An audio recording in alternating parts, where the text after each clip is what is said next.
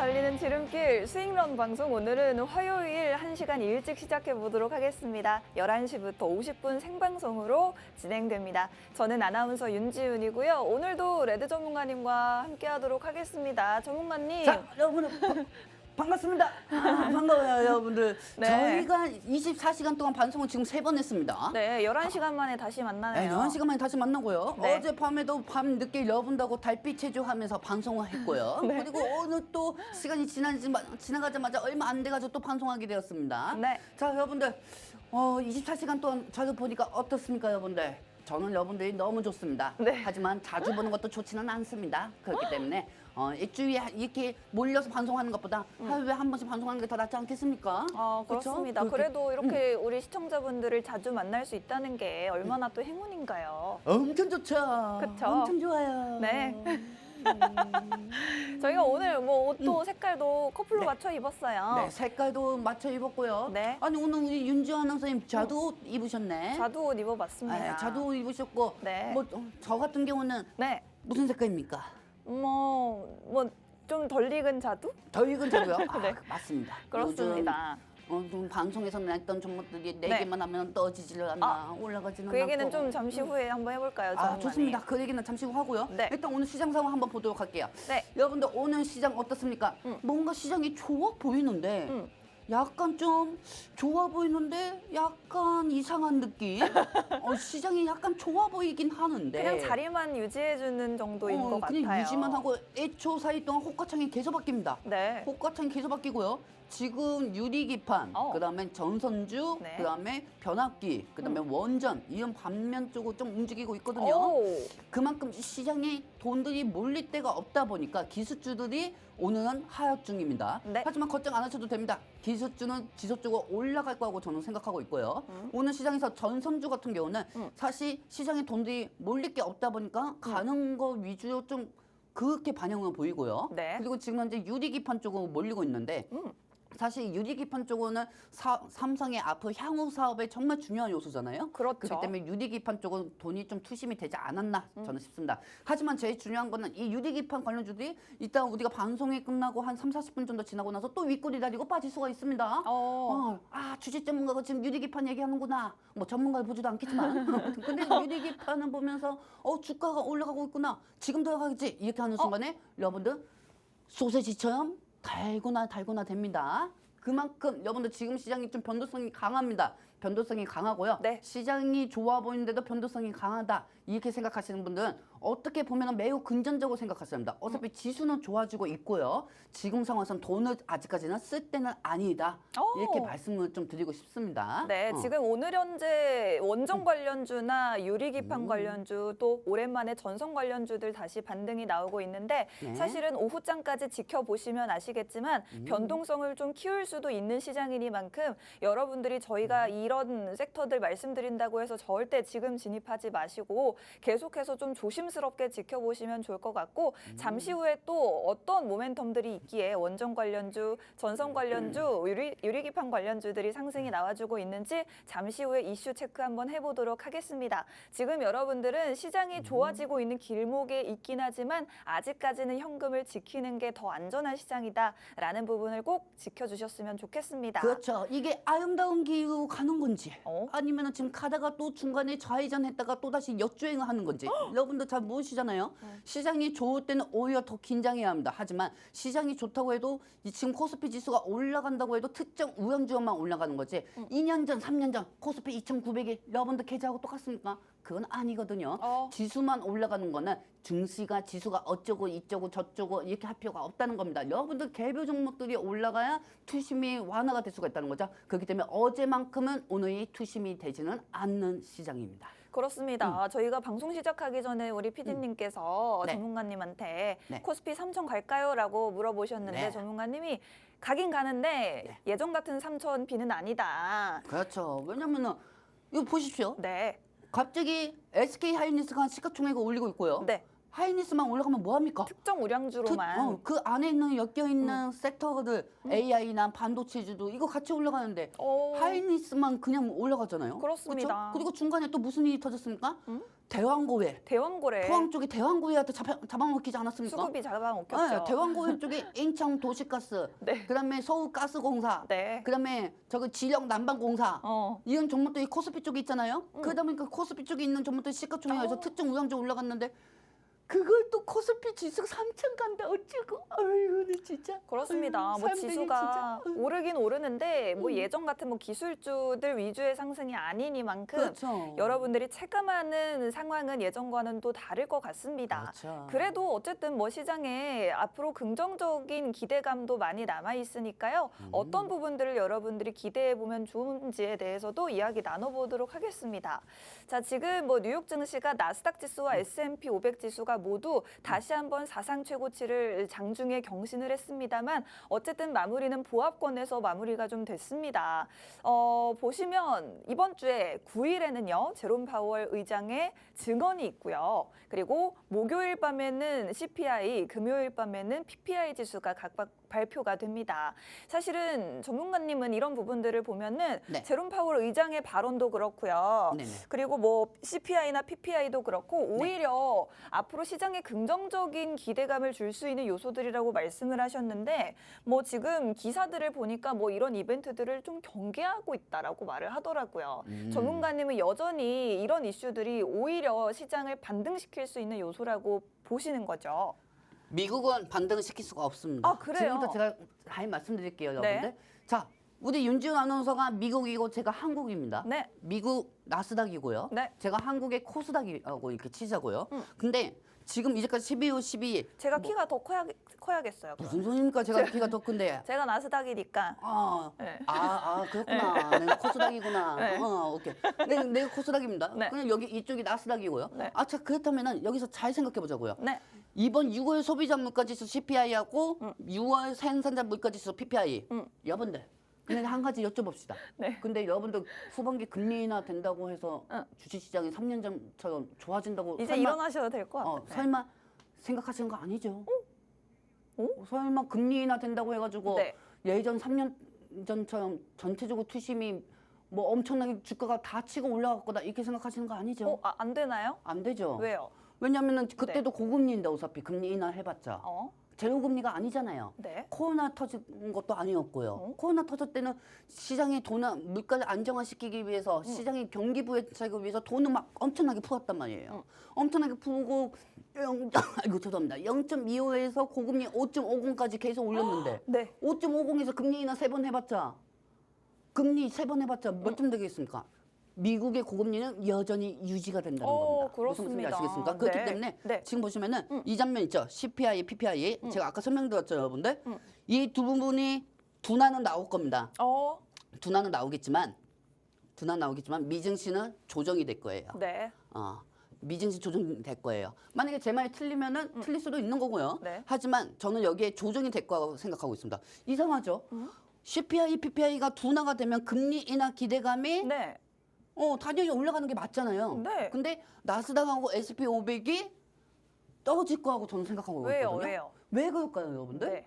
지금 여러분들이 지금 방송 보시는 분들, 저 양반 뭐 술 한잔 하고 왔나? 이상한 소리 하고 있나? 뭐 이렇게 생각할 수도 있겠지만은 네. 저는 이게 조정이 될 수도 있다고 보고 있습니다. 왜? 오. 그동안 나스닥하고 S&P 500은 금리 인하 기대감보다 필라델피아 반도체 지수하고요. 왜냐면 필라델피아 반도체 지수가 미국의 반도체 시가총액이 다 몰려 있는 쪽이잖아요. 네. 그동안 필라델피아 반도체 지수 엄청 많이 올라갔습니다. 이거 자체가 솔직히 나스닥하고 몸통이 똑같다고 보시면 돼요. 그렇다고 하면은 사실 금리 인하 기대감은 나스닥하고 필라델피아 반도체 지수가 저만큼 올라간 게 아니거든요. 반도체 AI 쪽에서 어느 한쪽에 호재가 있으면 또 다른 AI, 비테크 쪽으로 또 영향을 주고 그렇게 해서 지금 필라델피아 반도체 지수가 올라가면서 나스닥하고 S&P 500을 최고치 찍은 거거든요. 네. 여러분들. 그렇기 때문에 금리 인하에 대해서 어느 정도 이제까지 어차피 둔화가 된다는 거는 이미 다 알고 있어요. 우리가 다 알고 있는 거예요. 이미 CPI든 6월 때 지표들이 다 둔화가 나왔잖아요, 여러분들. 네. 그렇다고 하면 이제 시장은 어떻게 바뀌냐면은 네. 예전에는 지표가 둔화가 나오면 금리 인하 기대감이 생겨서 시장이 너무 좋았어. 네. 근데 요즘은 네. 어떻게 시장이 바뀔 수가 있냐면은 네. 지표들이 너무 둔화가 나오는데 금리 인하 내어도 시장이 안 좋아지는 거 아닐까? 그렇게 생각할 수가 있다는 거죠. 경제가 너무 안 좋은데? 네. 금리 인하해도 고금리인데 고금리인데 경기가 너무 안 좋은데 지표가 너무 둔화가 나오면은 이거 시장 안 좋아지는 거 아니야? 그렇게 되면은 다시 미증시는 조정이 될 수밖에 없다는 겁니다. 그래서 저는 또 이렇게 조심스럽게 이렇게 생각해 봅니다. 금리 인하가 뭐 내년 여름까지 8번 금리 내린다고는 하잖아요. 네. 근데 이건 가봐야 아는 거고요. 지금 5.25에서 정말 잘 정리해 오셨어요, 안 선생님. 네. 5.25에서 5.5면은 아무리 내어도 3.25에서 3.5. 그래도 높다. 그래도 높아요. 네. 그래도 높아요. 고금리. 그래도 고금리예요. 네. 여러분들. 지금 이제 금리 인하 내려간다고 해서 집값 올라가니까 공인중개사 쪽에서 저한테 문자 엄청나게 옵니다. 막 돈도 없는데 계속 문자 와요. 이제 금리 인하 시에 집값 올라가니까 저번에 봐셨던 거 이게 한번 보십시오. 난 본 적이 없는데 자꾸 이상한 데서 그 문자가 와요. 뭐 본 적도 없는데 그 문자들이 계속 와요. 근데 그래도 고금리는 유지가 된다는 거죠. 5.25에서 5.50은 솔직히 연준에서 베이비 스텝으로 내릴지 아니면 자이언트 스텝으로 내릴지 어떻게 합니까? 안 그렇습니까, 여러분들? 네. 그렇기 때문에 지금 시장은 금리 인하를 내리면은요, 오히려 금리 인하를 내기 전까지는 시장이 반등할 수는 있겠지만은 금리 인하하고 나서는 네. 지표들이 또 둔화가 나오면은 시장이 무너질 수가 있다는 거죠. 그 부분도 우리는 미리 생각하고 미리 인지하고 계셔야 합니다. 네. 나중에 가서 금리 인하 했는데도 국내 시장이 무너지고 있네. 에이, 미국장 가야지? 미국장 가도 똑같습니다. 그러지 마시고요. 미리 이 부분은 체크하시기 바랍니다. 자, CPI 지수와 PPI 지수를 통해서 물가 상승률이 좀 둔화가 됐다는 걸 확인을 한다면 과거 같았으면은 경기를 부양할 것이다, 즉 금리를 인하할 것이다라는 기대감이 시장에 반영이 되면서 오히려 지수에는 긍정적으로 작용을 했습니다만 앞으로는 금리 인하에 대한 것은 우리가 좀 알고 있는 부분이 되어버렸기 때문에 만약에 물가 지표가 둔화한다면 경기 부양에 대한 기대감보다는 경기가 둔화되고 있다라는 부정적인 그렇지. 부분에 포커스를 두게 된다. 그래서 만약에 이번 주에 목요일, 금요일에 물가 지표가 만약에 둔화가 된다고 하더라도 미국 뉴욕 증시는 좀 더 조정을 받을 수도 있겠다라는 말씀을 해주셨고, 특히나 금리 인하하는 건 좋지만 그래도 여전히 우리 과거 코로나 때 제로 금리 수준과는 비교도 안 될 정도로 금리가 너무 높은 상황이고, 앞으로 열심히 8번을 금리를 내려도 금리가 3.5%로 여전히 고금리일 것이기 때문에 여전합니다. 그렇습니다. 고금리가 계속해서 유지될 것이다라는 거는 여러분들이 꼭 좀 어떤 리스크로 인지를 하고 계셔야 할 것 같습니다. 금리 인하 해도 리스크는 있습니다. 네. 여러분들 반드시 생각하셔야 합니다. 근데 아까 제가 이런 얘기했죠. 네. 윤지은 아나운서님께서 나스닥이고 내가 코스닥이고요. 네. 그렇죠? 그러면 아까 그 화면 다시 한번 보여주시기 바랍니다. 첫 번째 화면. 자, 보시면 아시겠지만은 네. 나스닥하고 S&P 500이 조정돼도 국내 시장은 올라갈 겁니다. 국내 시장은 오른다. 이건 또 이상하죠. 네. 아니 나스닥이하고 S&P 500이 떨어진다고 하는데 아니 CPI 지표가 둔화된 것까지 해가지고 둔화가 돼도 나스닥하고 S&P 500가 그동안 금리 인하 기대감을 올린 게 아닌 필라델피아 지수를 올릴 만큼 필라델피아가 오히려 차익이 돼가지고 빠질 수가 있다는 것까지 이해는 치자. 하지만 미증시가 빠지면 국내 증시가 상승한다고? 이거 뭐 소맥 먹고 왔나? 이렇게 생각할 수도 있어요. 네. 하지만 여러분들 제가 정확한 근거하고 타점만 말씀드릴게요. 자, 일단 나스닥하고 S&P 500에 제일 많이 몰려있는 게 뭐다? 반도체주인가요? 반도체주입니다. 네. 반도체 AI예요. 네. 그렇죠, 여러분들? 네. 그리고 이 반도체 AI가 네. 국내 시장은 2차 전지로 시가총액이 돼 있다고 하면 미국은 반도체 AI로 지수로 견인하죠. 그리고 여기에 우리 필라델피아시가 있습니다. 필라델피아 시가. 필라델피아 반도체 지수가 있어요. 네. 자, 그러면은 이 필라델피아 반도체 지수가 조정이 된다고 하면은요.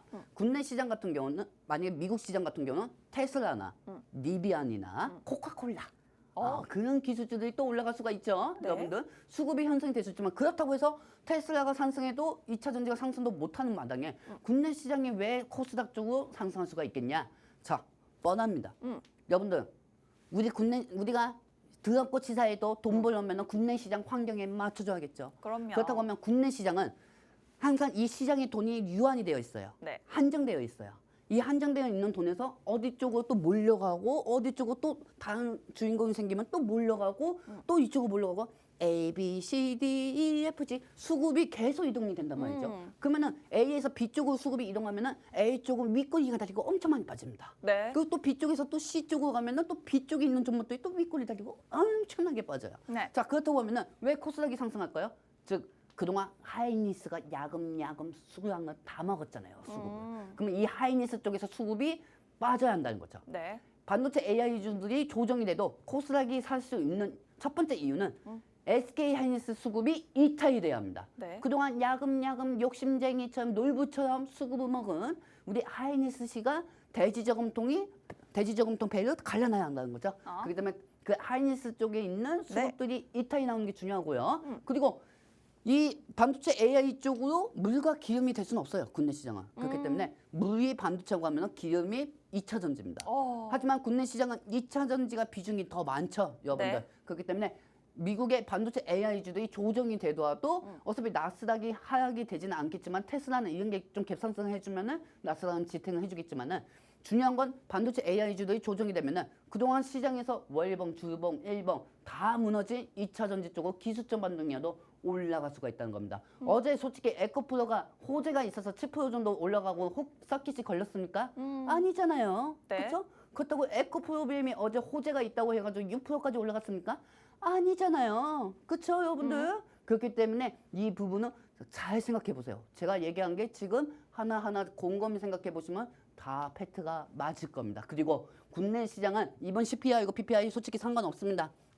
이번에 둔화가 된다고 해도 미증시가 조정된다고 해도 국내 시장 코스닥 쪽에 있는 중소형주들이 살기 위해서는 이번엔 미증시가 조정이 돼야 한다는 게 제 생각입니다. 그렇습니다. 자, 어쨌든 미증시는 조정이 자연스럽게 나올 시기인 것 같습니다. 그런데 우리 지수는 여기에 디커플링돼서 오히려 상승을 할 수 있다라는 말씀을 드렸고 그 이유는 지금까지 SK하이닉스로 좀 쏠렸던 수급들이 2차 전지로 이동만 된다면 오히려 2차 전지 전반적인 종목들과 중소형주들의 수급이 살아나면서 시장 전반적으로 상승하는 종목은 더 많아질 수가 있다라는 말씀을 드리고 싶습니다. 지금 사실 아무리 뭐 호재가 조금씩 있었어도 이를 반영해주지 못했던 2차 전지주들이었는데 이렇게 수급에 물꼬가 트이기만 하면 그래도 2차 전지의 반등의 기회가 트리거가 될 수가 있을 것 같으니까 여러분들이 꼭 지금부터 좀 주목을 해보시면 좋을 것 같습니다. 자, 지금 뉴욕 증시에서 이번 주에 주요 이벤트들을 좀 앞두고 있다라고 말씀을 드렸는데 보시면은 두 가지 종목을 대표적으로 한번 살펴보면 좋을 것 같아요. 애플은 일단 어제 저희가 말씀드렸죠. 마이크로소프트가 시총 어제까지만 해도 시총 1위였는데 애플이 다시 1위로 올라서야 된다라고 전문가님 말씀하셨거든요. 네. 그 말이 이제 하루도 안 돼서 진짜가 됐습니다. 애플이 다시 1위로 올라섰어요. 시총 1위로 다시 올라섰고 그리고 테슬라가 9거래일 연속으로 반등을 보여주면서 지금 굉장히 흐름이 좋습니다. 테슬라 주가가 어제도 상승이 나와줬거든요. 오, 전문가님. 사실 솔직히 테슬라는 우리가 과거 한 1년 계속 말씀을 들었습니다. 하지만 이 얘기를 한 이유가 사실 테슬라가 주가를 상승시킨 게 내가 처음 말씀드렸다 이런 걸 자랑하고 싶어서 말씀드린 게 아니고요. 네. 누가 봐도 어차피 반등한 자리이긴 누가 했어요. 봐도 테슬라 반등할 주가는. 자리였다. 근데 제일 중요한 거는 우리가 이 수급들이 어떻게 하면 테슬라 주가가 형성이 되고 국내 시장이 반등이 되느냐 그게 중요했거든요. 네. 그렇기 때문에 이런 상황에서 지금 사실 엔비디아가 거품이라고 말하지는 않겠습니다. 그리고 엔비디아의 평가다 아니면 엔비디아가 향후 어떻게 올라가고 엔비디아의 품질 같은 경우도 저는 절대 단 1도 의심은 없습니다. 하지만 네. 주가로만 따지자고 하면은 엔비디아가 너무 많이 욕심을 부린 건 맞습니다. 그렇기 때문에 엔비디아가 욕심을 부려가지고 그렇다고 해서 국내 시장이 2달, 3달 동안 호황이었나요? 아닙니다. 오히려 햇빛을 못 본 만큼 더 떠졌었죠, 여러분들. 안 그렇습니까? 그렇기 때문에 여기서 중요한 거는 제가 말씀드리고 싶었던 건 뭐냐면은 이 애플이 무조건 살아남아야 돼요.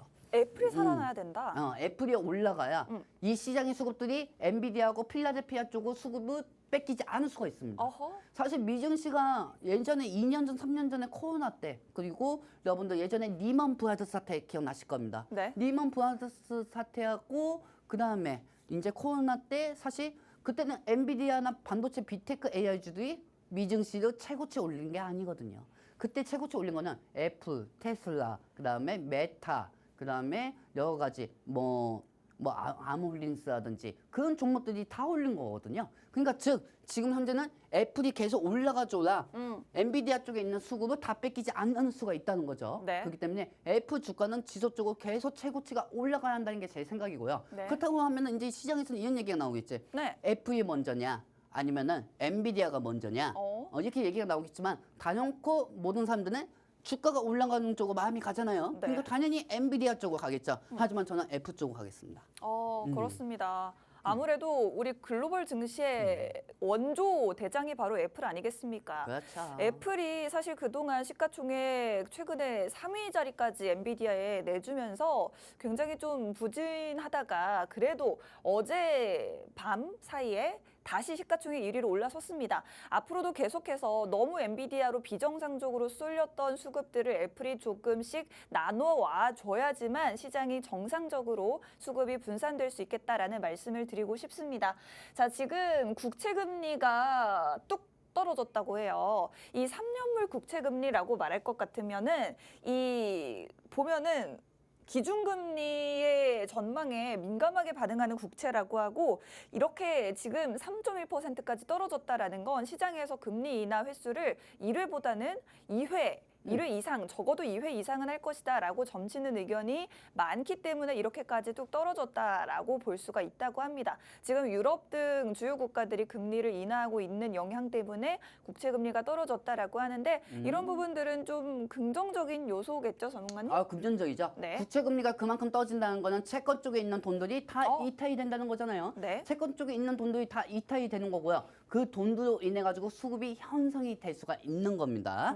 당연히 채권 쪽에서 국채 금리가 올라갈 때는 그만큼 주식 자금에서 돈이 빠져나갔잖아요. 근데 채권에서 자금이 이탈이 되면 당연히 국내 증시하고 미국 증시가 상승할 수밖에 없죠. 그렇기 때문에 기준금리 전망이 가장 민감하게 반응하는 게 국채고요. 네. 사실 국채 부분이 여러분들 뭐 부동산 얘기하고 있는데 네. 솔직히 여러분들 부동산 부분으로 인해 가지고 사실 채권도 올라갈 수가 있습니다. 금리 부분에 대해서만 올라가는 게 아니에요. 채권은 안전자산일 수도 있기 때문에 뭐 매번 언론은 보면은 뭐 채권이 뭐 어떤 금리 부분에 대해서 올라갔다 얘기하는데 아니에요. 솔직히 부동산 때문에도 올라가고 유가 때문에도 올라가고 다 올라가요. 네. 그렇기 때문에 채권이 올라가도 기준금리 또 고금리 유지되는 거 아니야? 이거는 걱정 안 하셔도 됩니다. 네, 좋습니다. 자, 국채금리가 하락하고 있다라는 건 어쨌든 채권 시장에서 자금이 주식 시장으로 그렇죠. 이동될 수 있다라는 의미이기 때문에 긍정적으로 보실 수가 있겠다라고 말씀드리고 싶습니다.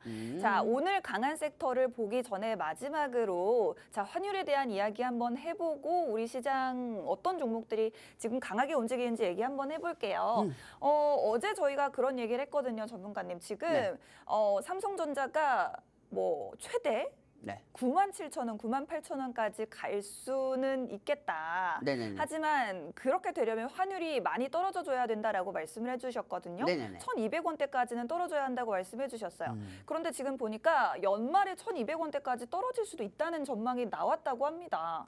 또 그때 가봐야 하는 거죠. 전문가님은 그러면 1,200원대가 쉽지는 않을 거라고 생각하시나요? 1,200원대 누가 그런 얘기합니까? 어떤 데서 그렇게 얘기합니까? 1,200원대에서 1,200원 초반에 가는다? 뭐 사실 1,200원 후반대 1,280원까지 가더라도 네. 이해는 하겠습니다. 네. 하지만 1,200원대 연말 1,200원 된다?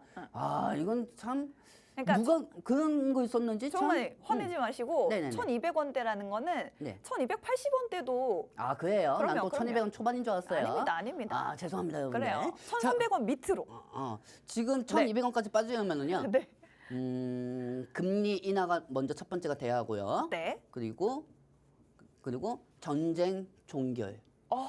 전쟁이 종결이 돼야 합니다. 네. 전쟁 종결이 돼야 하고 네. 그다음에 지금 우리가 알고 있는 소비 지표 이런 것도 있잖아요. 네. 나중에는 금리가 인하가 되고 나서는 금리가 인하되기 전에는 소비 지표가 둔화가 되는 건 좋지만은 금리 인하가 결정이 될 때는 소비 물가가 상승돼야 합니다. 다시 살아나야 되는군요. 네, 그렇죠. 이렇게 돼야 환율이 떨어질 수가 있고요. 네. 그리고 중국의 위안화가 어느 정도 떨어져야 합니다.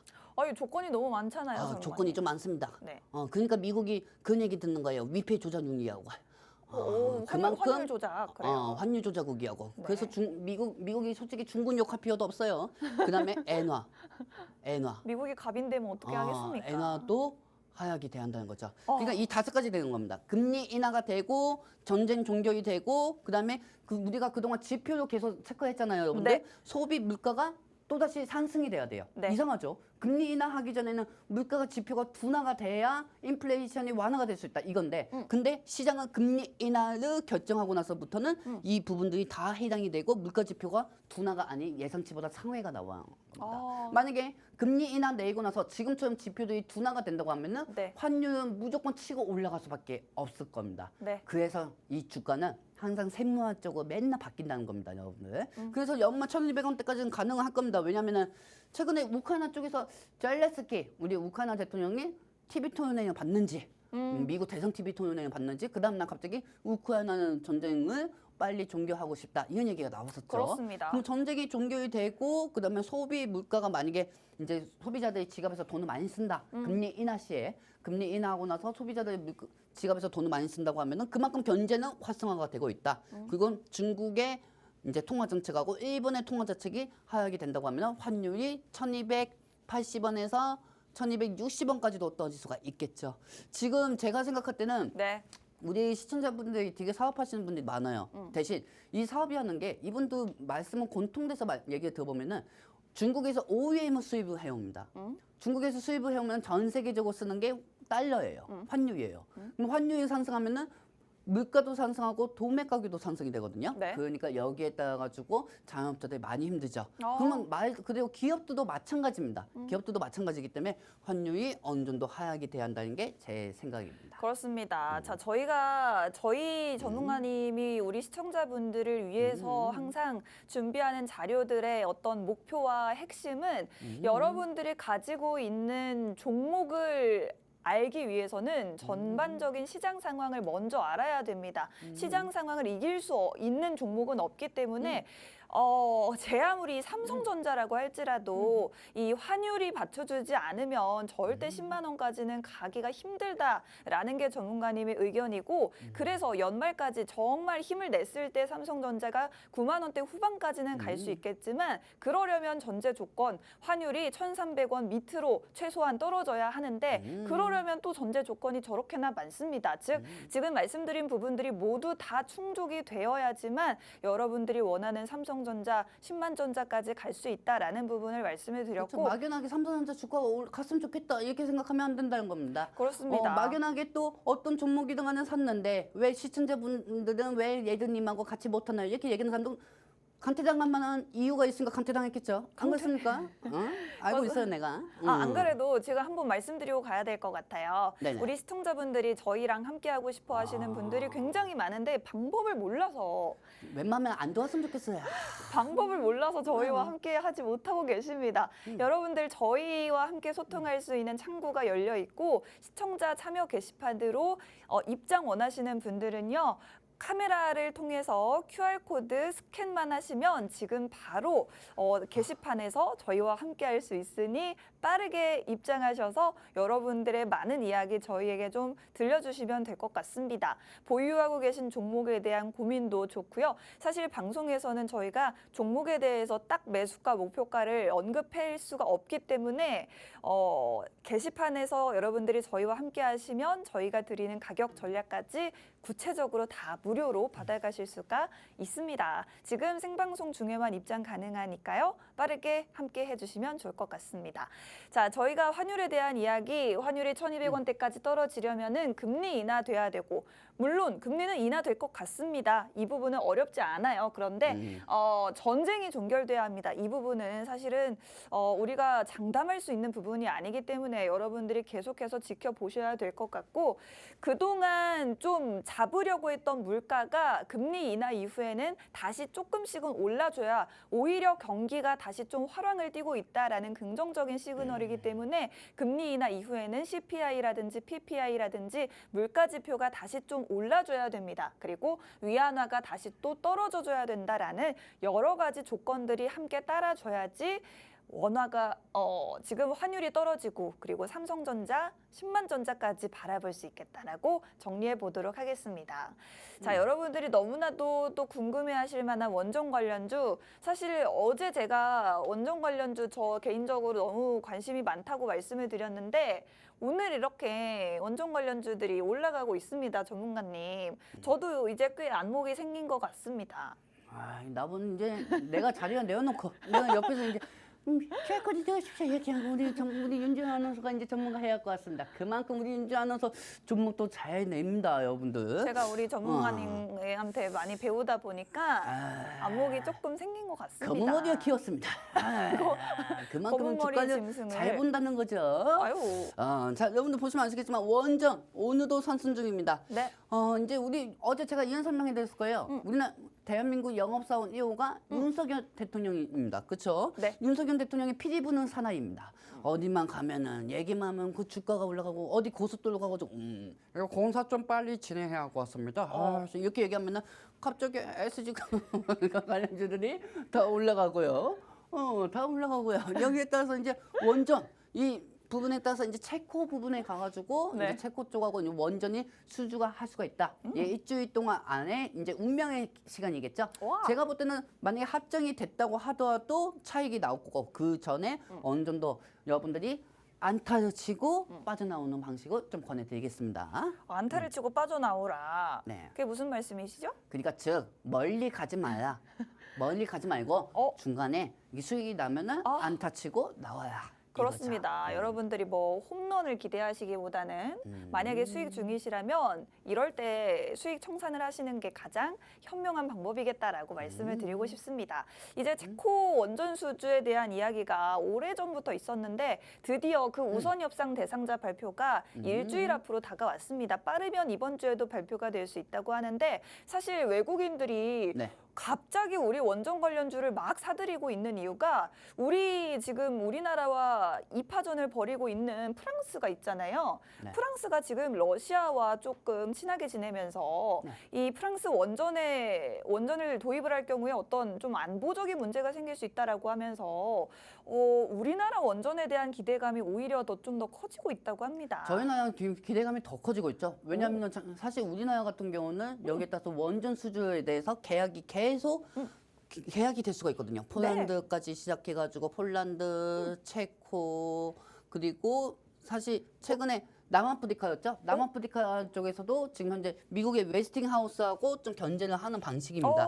그렇기 때문에 앞으로 수주에 대한 기대감이 계속 나올 수가 있다. 그 부분이 나올 수가 있고요. 네. 그리고 다음 주에 이제 나토 정상회담이 열립니다. 나토 네. 정상회담에서도 우리나라 원전 기수에 대해서 어떤 방식으로 얘기가 나오는지 거기 부분에 대해서 좀 기대해도 좋기는 하겠지만 이미 주가는 기대감에 이미 반영이 되는 거죠. 네. 그렇기 때문에 차익이 나올 수가 있다. 이 부분은 알려드리고 싶습니다. 그렇습니다. 뭐 좋긴 좋지만 안타를 치고 나와라가 결론인 것 같습니다. 자, 테슬라가 어제 말씀드렸던 게 8일 연속으로 상승했다 말씀드렸는데 이제 9일 연속이 됐습니다. 과연 오늘도 테슬라는 오를지 굉장히 주목이 되는데 자, 올해 상승률이 드디어 플러스로 전환했다고 해요. 사실은 저희가 방송을 통해서 테슬라에 대해서 거의 매번 방송에서 말씀을 드렸는데 제 기억에 테슬라가 올해 저점이 140불이었거든요. 네, 맞습니다. 지금 250달러까지 올라왔어요. 사실 매번 이렇게 방송상 얘기했는데도 우리 시청자분들은 내가 이게 자랑도 안 하는 거예요. 일부러. 내가 뭐하러 테슬라에 대해서 이렇게 올라갑니까? 이렇게 얘기합니까? 그래서 마음 먹고 어차피 올라가 차리었다. 내가 얘기 안 해도 테슬라는 이렇게 말씀을 드렸던 거고요. 네. 하지만 여러분들 확실한 거 그거 아셔야 돼요. 테슬라가 자율주행 시스템 개발로 주가가 상승해도 2차 전지는 상승 안 합니다. 그리고 테슬라 모델 Y 정보 조달품만 첫 포함이라고 해가지고 2차 전지 상승 안 합니다. 그리고 기초 인프라 구축 테슬라 활용한다. 그래도 테슬라 주가만 상승하고 국내 증시 2차 전지는 상승 안 합니다. 그러면 2차 전지는 언제 오르죠? 자 보세요. 테슬라 독일 기가팩토리 증축 공사가 그러면 뭐 합니까? 장비 소재만 올라가고 2차 전지 안 올라갑니다. 네. 테슬라 주가 5거래일 만에 22% 상승했습니다. 근데 테슬라 주가 5거래일 만에 26% 2.2 상승했다고 하더라도 에코프로 주가가 5거래일 만에 6% 상승했어요. 자, 그렇다고 하면 뭐가 문제일 것 같아요? 뭐가 여러분들? 문제죠? 자, 테슬라가 여러 가지 사업 요소로 주가는 올렸습니다. 하지만 네. 그동안 이 시장이 의심했던 거는 네. 전기차가 판매량이 줄어들 것이다. 아하. 그 부분은 생각을 많이 했었거든요. 근데 테슬라가 인도량 판매량이 증가가 오히려 됐고 그 부분은 반전을 시켜버렸고 역전을 시켰습니다. 그렇다고 하면은 아무리 중국의 비아디, 샤오미 전기차가 판매가 증가가 된다고 하더라도 테슬라 입장에서는 전기차가 수요가 계속 공급이 되고 있고 증가가 되고 있다. 그러면 2차 전지에 대해서 전기차 관련주들이 다시 한번 올라갈 것이다 해서 테슬라가 그때 상승하고 나서 다음날 주가들이 2차 전지 종목들이 다 상승했던 거죠. 여러분들. 그렇기 때문에 테슬라가 계속 테슬라 올라가면 뭐해? 2차 전지 상승 안 하는데 네. 이렇게 생각하시고 안이하게 생각하지 마시기 바랍니다. 여러분들. 테슬라 주가 다 상승한다고 해서 국내 증시 2차 전지주들이 상승하는 게 아닙니다.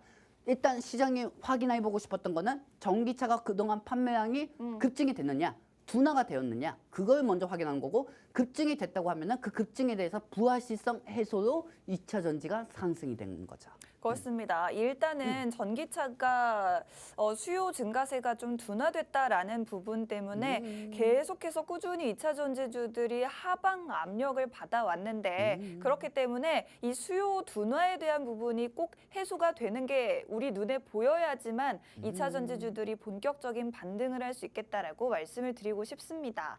자, 지금 반도체 관한 이야기를 아까 했었는데 사실은 전문가님 반도체를 요즘에 뭐 굉장히 별로 좋아하진 않으세요. 뭐 근데 어쨌든 간밤에는요 엔비디아도 좀 반등이 나와줬고요. 네. 2% 가까이 상승해줬고 네. 엔비디아가 끌어올리는 필라델피아 반도체 지수가 1.9% 상승이 나왔습니다. 그리고 인텔이 뭐라고 하죠? 반도체 뭐라고 하더라고요? 뭐 약간 말썽쟁이? 약간 좀 반도체 부분에 대해서는 인텔 주가가 그동안 많이 안 올라갔다가 다른 종목도 다 빠지니까 그때서야 이제 인텔이 올라가죠. 그러네요. 사실 필라델피아 반도체 지수에서 인텔 주가가 제일 약합니다. 네. 우리 예전에 제가 중학교 고등학교 때 우리 친구 집에 놀러 가면 제일 부러운 게 있었어요. 컴퓨터에 이 인텔 인텔이라고 써져 있는 거. 프로세서 뭐 네, 있잖아요. 프로세서 인텔 그 스티커만 붙여도 그것만 보고 집에 갈 때 나도 집에 가서 엄마한테 빨리 인텔 이거 사달라고 해야지. 펜티엄 2, 펜티엄 3 사달라고 해야지. 어머. 뭐 그런 옛날에 그런 기억이 많았었어요. 네. 그때 컴퓨터 쪽에 하나씩 다 붙여져 있던 게 네. 인텔이었습니다. 네. 근데 인텔은 하나의 사업에만 안중하다 보니까 안중하다 보니까 AI 쪽으로는 크게 많이 못 움직였죠. 그러다 보니까 듀얼 코어 뭐 이런 것들로 이제 간간히 연명을 하고 있는데 인텔 쪽에서도 향후 소프트웨어하고 반도체 AI 쪽으로도 투자를 할 수가 있다 해서 인텔이 올라간 거거든요. 네. 사실 엔비디아가 10% 올라가면은 인텔은 1%밖에 안 올라가요. 솔직히. 참 아쉬운 그리고 부분인데. 아모딩스가 4% 5% 올라가도 인텔은 오히려 마이너스 0.8, 0.02 이렇게 돼요. 네. 그렇기 때문에 인텔이 이번에 6% 정도 올라가면서 필라델피아 반도체 지수 머리끄댕이 잡고 올라갔다고 보시면 되겠습니다. 그렇습니다. 자, 그런데 디램 관련해서는 또 굉장히 긍정적인 이야기가 많아요. 네네. 지금 보면은 이 차트가 V자를 그리고 있는데 이게 뭐냐면 디램 시장에서 디램 제품 가격의 현물 가격의 추이를 표로 지금 지수로 만들어 본 거예요. 그렇죠. 굉장히 급등을 했는데 내년까지는 50%가 더 오른다고 합니다. 그냥 슈퍼사이클이 아니라 울트라 슈퍼사이클이라고 하는데 이 자. 디램 관련주를 또 가져와 봤거든요, 전문가님. 네, 지금 사실 DM 부분은 이번에 삼성도 실적이 좋게 나왔죠, 여러분들. 네. 그리고 이 DM 아니면 삼성이 약간 좀 흔들거리긴 합니다. 그리고 삼성이 DM 가격이 50% 올라가는 이유가 뭐겠습니까? 수요는 많아지는데 공급은 적어지고 있다. 그리고 DM 부분이 작년에 삼성에서는 감산을 시작했죠. 네. 삼성에서 감산을 시작했기 때문에 오히려 어떻게 보면 삼성이 원하는 그림대로 간 거예요. 와, 왜냐하면 삼성이 작년에 감산을 시작했잖아요, DM을. 신의 한 수였던 것 네, 같습니다. 그게 신의 한 수였던 거예요. 네. 그리고 그때 감산을 하니까 네. 수요는 많아지는데 공급이 없는 거예요. 공급할 물량이 없는 거예요. 그러니까 자연스럽게 이 DM 가격은 올라갈 수밖에 없죠. 네. 그래서 저는 이 DM 쪽은 되게 긍정적으로 보고 있습니다. 오. 울트라 슈퍼 사이클 저는 보고 있고요. 네. 그리고 여기서 원인 버튼이어즈, 네.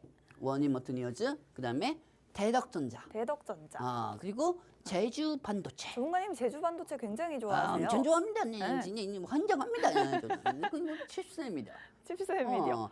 저는 이 종목도 하나씩 한번 차트 보도록 할게요. 네. 자, 원익 머트니언즈부터 한번 보도록 하겠습니다. 네. 저번 주였죠.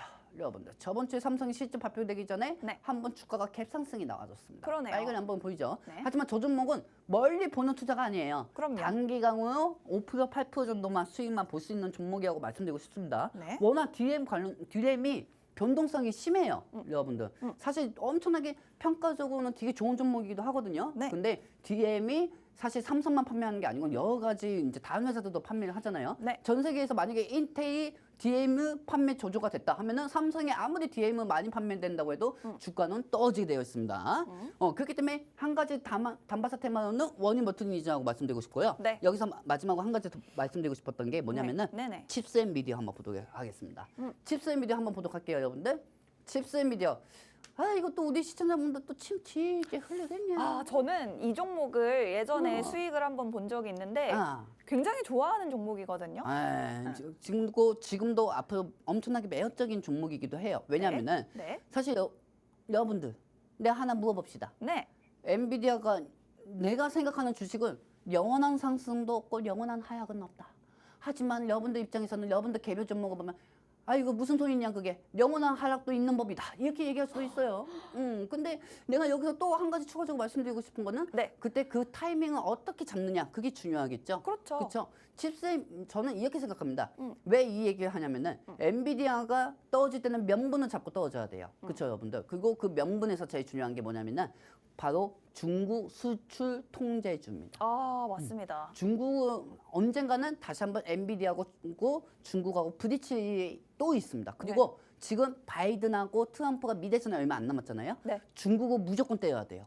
무조건 중국은 지금 자기가 대통령 되면 이렇게 때리겠다, 네. 저렇게 때리겠다. 이걸로 지금 지지율을 높여야 돼요. 네. 그러면은 지금 전 세계적으로 제일 핫한 게 어디입니까? 엔비디아고 그리고 이 사람들이 또 명분을 잡아가지고 지지율을 좀 얻으려면은 미국 자국미의 그걸 지지율 높이려면은 중국하고 무역 전쟁에 대해서 계속 싸우는 모습을 보여줘야 합니다. 네. 그렇기 때문에 엔비디아 수출 통제주는 대표적으로 제주 반도체도 있지만은요. 네. 여기서 제일 중요한 건 칩스 엔비디아가 있습니다. 네. 왜? 엔비디아에서 설계도, GPU 설계도를 네. 비슷하게 제일 갖고 있는 회사가 칩스 엔비디아거든요. 네. 그렇기 때문에 중국하고 엔비디아 포함 반도체 AI주들이 중국 제재에 따라 가지고 뭐 미래산업이든 피델리스 이런 종목들도 있지만은 네. 엔비디아 부분으로 수출 통제주로 나온다고 하면은 네. 여기서 칩스 엔비디아가 다운코 1등이라고 말씀드리고 싶습니다.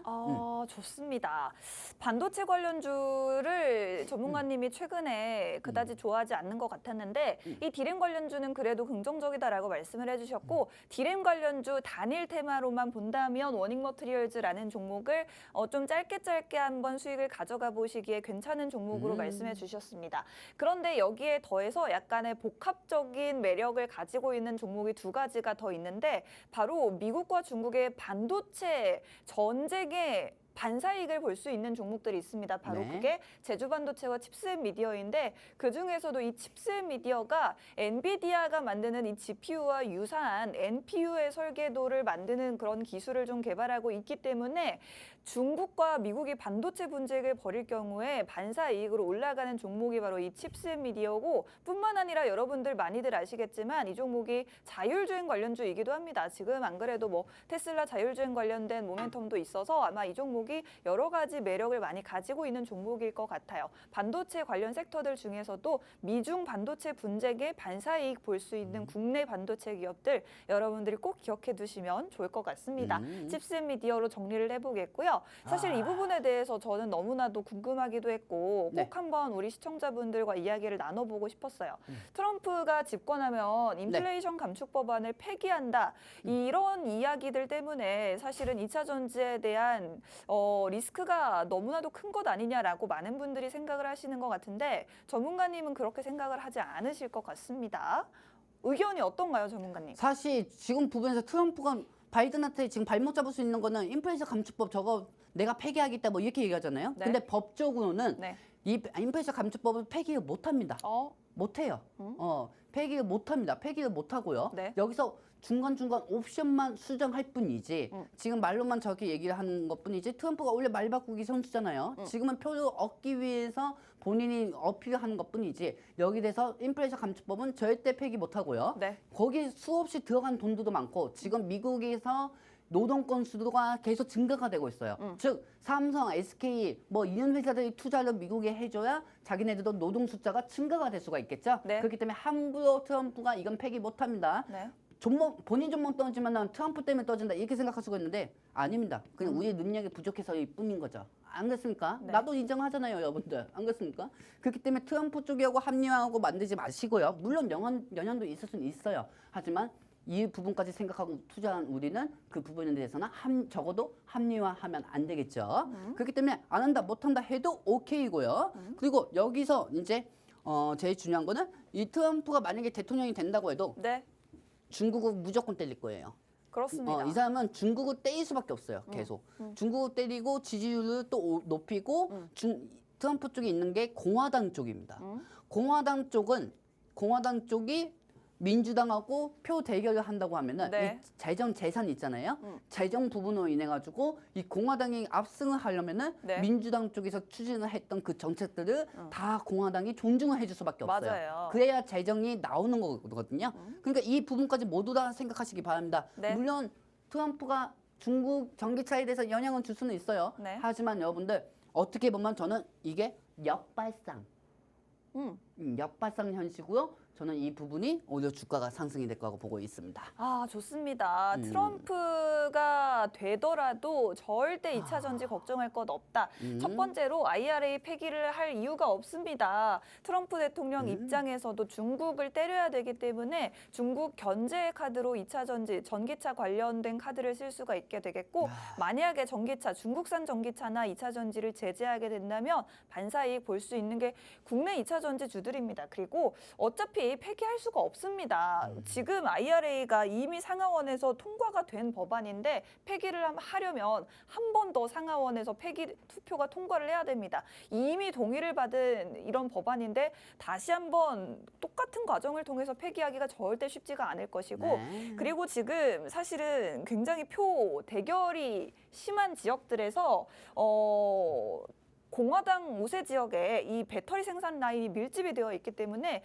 이거를 뭐 다 부실 수가 없습니다. 배터리 생산 라인이 다 있고 여기 지역 경제를 계속해서 활성화를 시키기 위해서는 배터리 생산 라인을 유지를 시킬 수밖에 없기 때문에 트럼프 입장에서 절대 이게 쉽지 않다라는 말씀을 드리고 싶습니다. 우리 이제 시간 얼마 안 남았는데 TC 세트 한번 봅시다. TCC 스틸로 바로 매번 이거 중요한 때만 읽기만 가고. 바로 자, 요즘 넘어가 그런 볼게요. 분들이 있어요. 네, 그런 분도 있습니다. 제가 말입니다. 네, 제가 정말 중요한 거는 네. 아무리 이걸 통해서 여러분들 통해서 들어가고 하지만은 저는 제일 중요한 게 예의를 봅니다. 이 예의? 시청자분들. 왜냐면은 시청자분들의 예의?